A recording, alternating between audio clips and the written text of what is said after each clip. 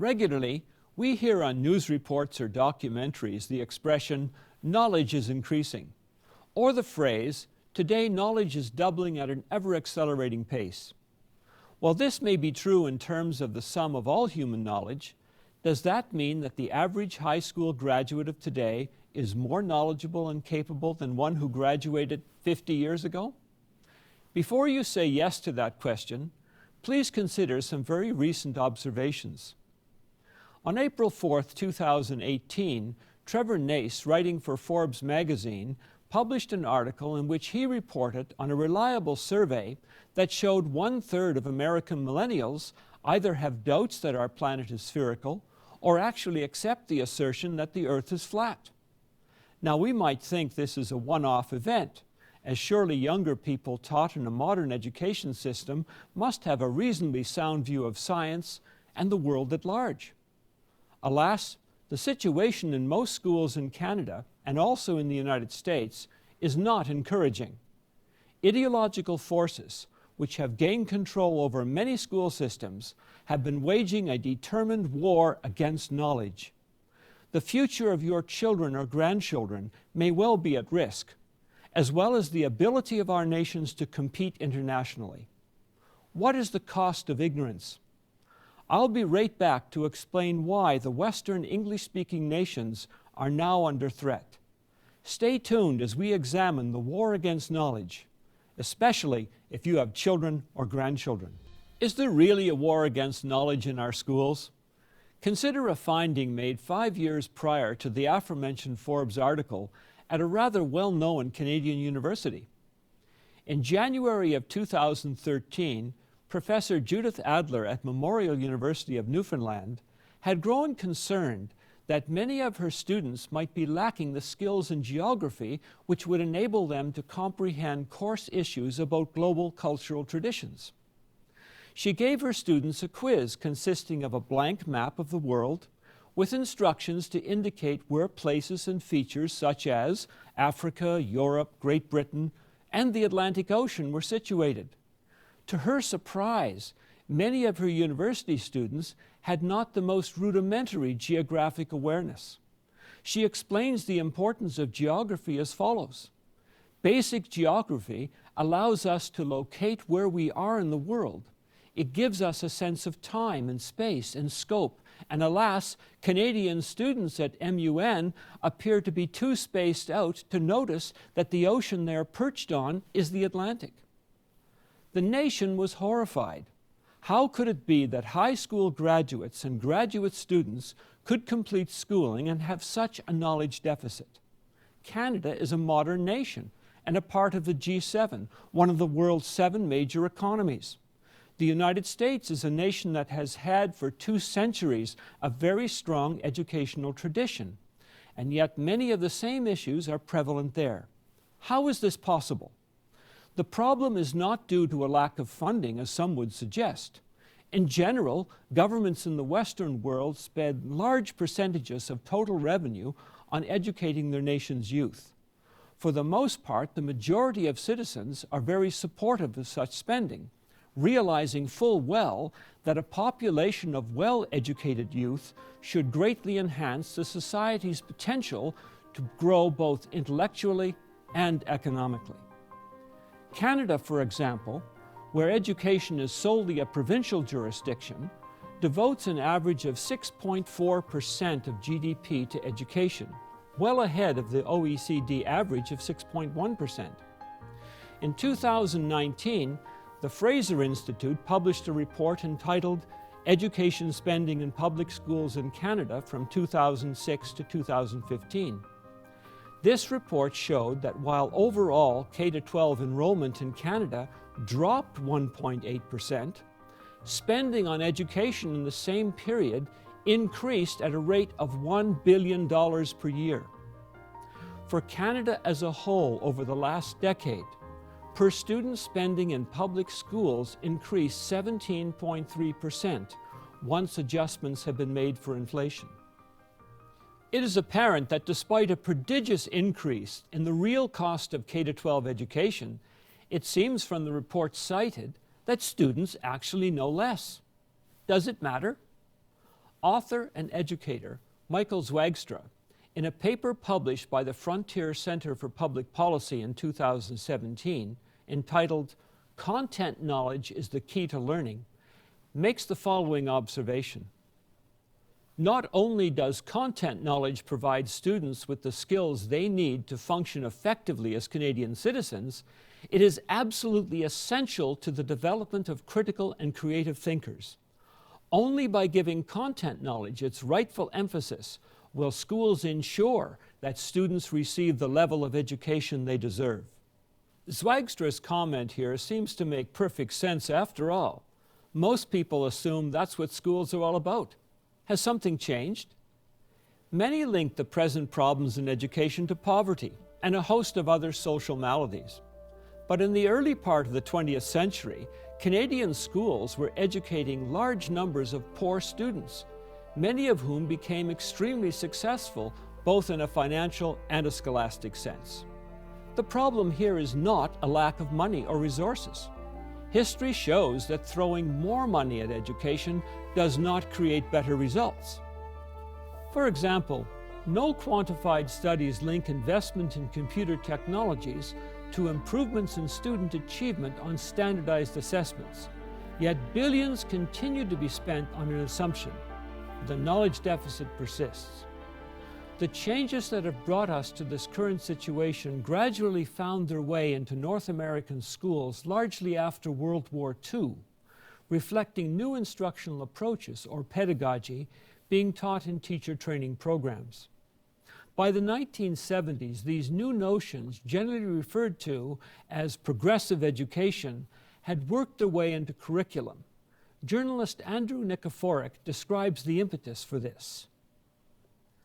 The American philosopher John Dewey is the modern father of this form of pedagogy, although its roots go back to the 18th century French essayist Jean-Jacques Rousseau. Dewey reacted to the extreme formalism and rigidity of schools in the 1890s and demanded that things should be done differently. Dewey, who was also rebelling against his own strict religious upbringing, believed that schools should adjust children to the social world. He viewed schools as instruments for social change. Deploring the traditional emphasis on reading and math, he called for more learning by doing.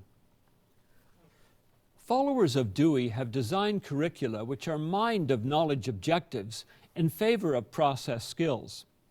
No one will argue the importance of process, but the progressive educators devalue the knowledge component of learning, believing that only learning how to learn counts.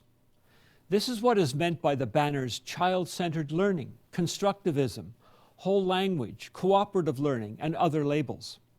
The concept of the teacher as expert, passing on information society has determined to be essential, is thus deliberately undermined. Universal education was funded by tax dollars to ensure that the youth would continue the nation's capacity to create wealth, enable culture, history, and traditions and norms of civil behavior to be passed on. This requires directly informing the student of what was, what is, and why. The flaws of progressive education have long been known. The notion that students will sense when they need to learn something and choose to learn it, thus acquiring all essential knowledge, is a fallacy, totally unsupported in empirical research. In 1953, a brilliant researcher, Dr. Hilda Neatby, who had been classically educated in England, France, and the United States, identified the threat. In a moment, we'll take a look at Dr. Neatby's warning, a warning that every parent and grandparent needs to hear. Part of the war being waged against knowledge is a war against culture, and central to that is an attempt to eliminate from the public mind and memory the text of a book upon which is based most of what we call Western culture and law. The book of which I speak is the Bible. The histories, stories, laws, and teachings found in this book have in fact helped shape the language, literature, traditions, and models of governance of Canada, the United States, and much of Europe. A lack of awareness of the Bible's content results in a disconnect for people between the society of today and the ideas that shape the dominant cultural background of the nation. Tomorrow's World is pleased to offer free of charge one of the clearest and most understandable courses on what it is the Bible actually contains, including the personalities, stories, laws, guidelines, and prophecies, all of which have been a powerful influence on Western culture, even if biblical direction has not always been followed very well. If you are not thoroughly familiar with this amazing book, here is your opportunity to learn or review the texts that shape the Western world, a book modern counterculture is trying to marginalize or eliminate. Welcome back. We've been looking today at the war on knowledge that seems to be very much alive in many schools of the nation. As I mentioned, nearly 70 years ago, Dr. Hilda Neatby sounded a warning about what she saw as a developing movement to change schools from places of learning and the transmission of knowledge to centers where students would become easily engineered to accept new ways of shaping society, free of the restraints imposed by biblical morality. In his essay, Still So Little for the Mind, The Enduring Relevance of Hilda Neatby's Defense of Liberal Education in Public Schools, professor and editor David W. Livingston quotes Neatby. If morality is merely socialized conduct, schools will need to mold students in accordance with progressive ideals. Our education experts, Neatby argues, obsessed with the magnitude of the social engineering task that they have voluntarily assumed, insist on indoctrinating rather than liberating students. Thus today we see instructional time in schools decreased in core academic subjects and more time spent promoting or discussing various social issues, ranging from climate to racism to gender, even at ages when students do not have background information to enable them to assess or reason through the topics. They are simply pressured to affirm the flavor of the moment. Pity the poor student who may argue from history in a manner that conflicts with the view being imposed. So much for creative and free thought. The renowned American academic and author Dr. Jean Chall was clearly frustrated with what she saw happening in the nation's schools. She spent years researching the effect of traditional direct teaching instruction versus the discovery learning approaches now so popular in schools. The research painted a very clear picture and revealed that direct instruction by a teacher knowledgeable in their subject produced measurably superior learning results. Dr. Chall compiled these findings in her final book, The Academic Achievement Challenge: What Really Works in the Classroom, written in 1999 and published in 2000, less than a year after her death. It highlighted the differences between the educators who based their practice on empirical methods versus the romantics or progressivists who favored student-led instruction. The results of measurable and reproducible research unmistakably and consistently showed students under traditional direct instruction achieve significantly better than those in progressive education. Yet the romantics simply reject all objective examination results, dismissing them as only testing facts, and postulate without empirical evidence that their methods lead to better thinking skills. Michael Zwagstra challenges the assumption, as does Chall, that the progressive education is better at developing problem solving and critical thinking. Far too many students come from low socioeconomic status homes where they have not had the same learning opportunities as their more affluent classmates. As a result, they enter school at a significant disadvantage. Providing all students with content-rich instruction is the key to empowering students from disadvantaged backgrounds. Interestingly, one of the arguments used by the progressive proponents is that this more student-centered approach is most helpful to the disadvantaged and socioeconomically deprived student. Alas, Chall demonstrates the reverse is the case. Students from less advantaged communities where often there are fewer information-rich resources available at home, are benefited disproportionately from well-planned, knowledge-based instruction delivered directly by a teacher.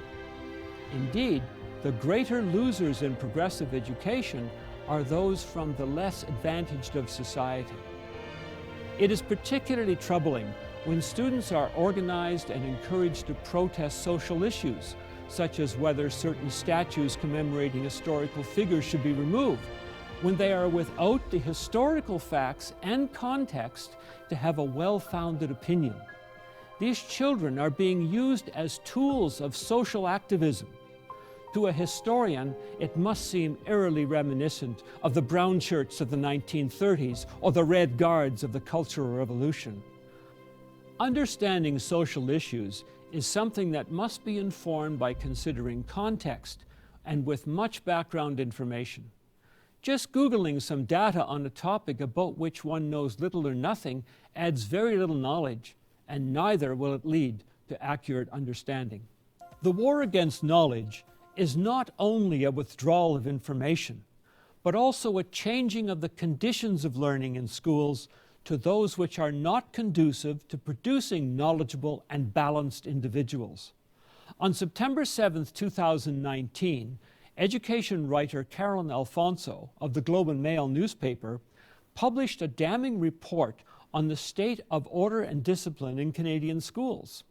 She relates the story of Jen Hare, a special education teacher in Barrie, Ontario, who was brutally assaulted by a student who delivered 45 blows, leaving the teacher with traumatic brain injury and unable to work.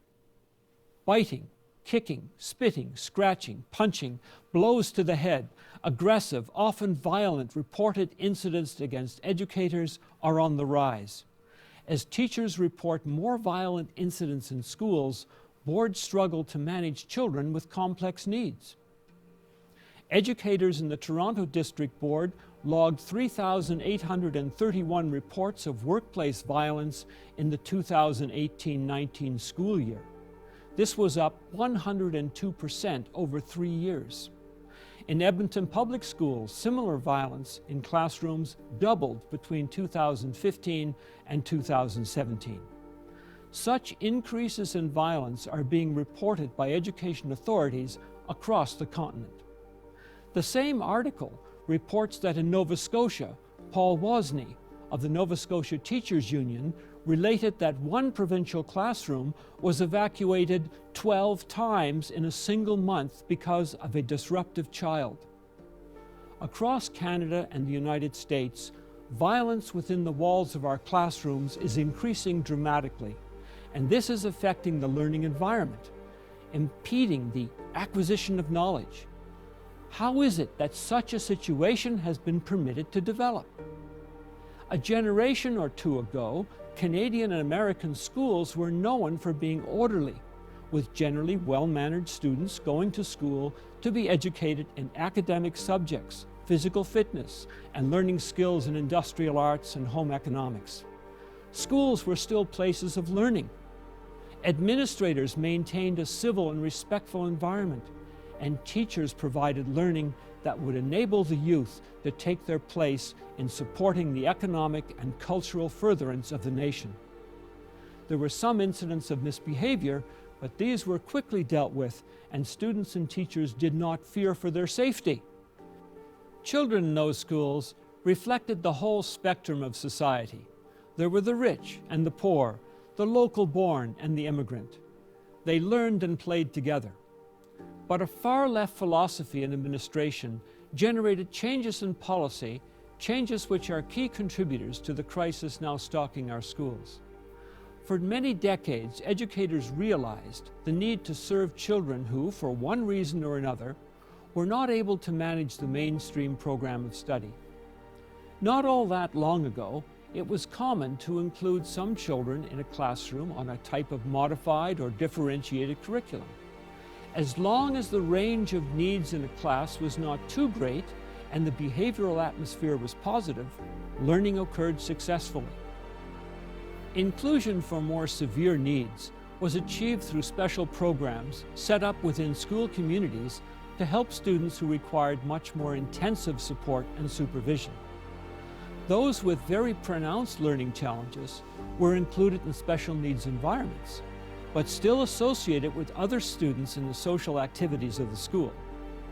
Today, however, the radical left, which seems to have usurped control over many education systems, is corrupting the term inclusion, interpreting it far beyond its intended dimension.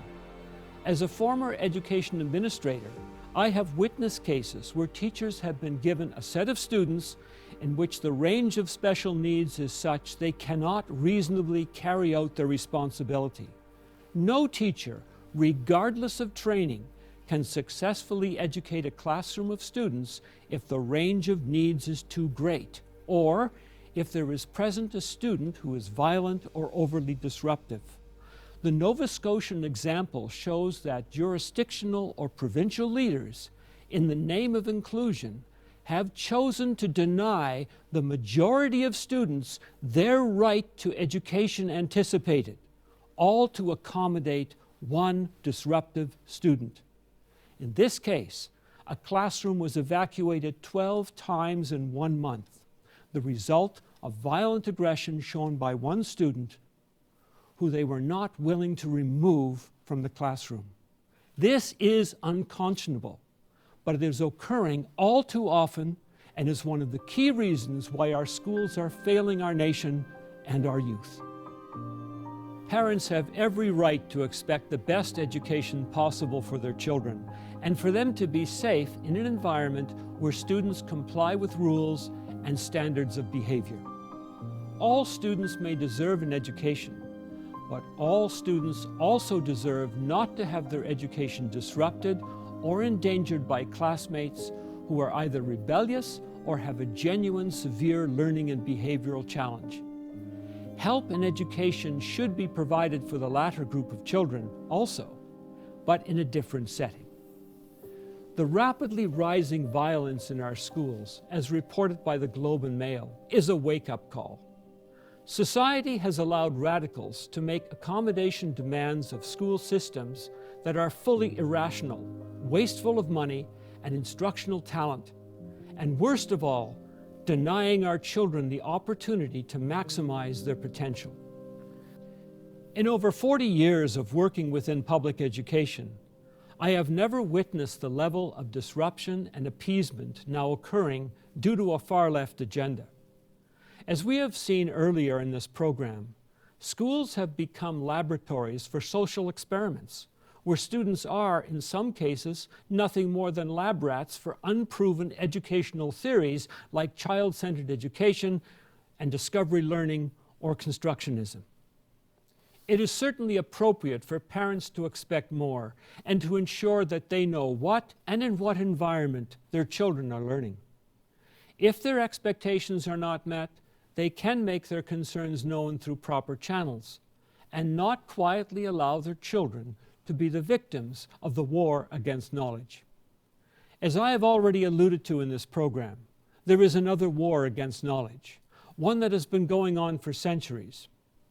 The book known as the Bible is a compilation of works which we at Tomorrow's World sincerely believe were inspired over a period of nearly 1,500 years, ending with the completion and collection of the New Testament around AD 90. Many efforts have been made through the centuries to suppress this book. All have failed. Today we see the rise of groups on the far left wanting again to suppress the writings of Scripture, as they know and understand its content does not agree with their social view of the world. This book has been the most powerful and influential piece of writing in Western history, and many would say in world history. It has shaped the laws of British and European civilization, which certainly extends to the Americas. It influences our form of government, and up until recently, our social order, as well as our education system. We will soon be releasing another program on Tomorrow's World that will examine the contributions of the Bible and Christianity to the world. I think you will be surprised to see the degree to which your daily life is impacted by the Bible. Whether or not one is a follower of the guidance for life provided by the Scriptures, Knowing its content is to know and understand much in the world around us. Helping our children to be familiar with the stories of the Bible enriches them, and at the very least helps them grasp many allusions found in day-to-day life and in literature which they will otherwise miss. Hence, we are pleased to offer you today a free subscription to a 24-lesson program that will take you through the Bible and show what it actually says. I think you'll be amazed to find out what it does say is likely not at all what you have heard. You don't have to lose the war against knowledge.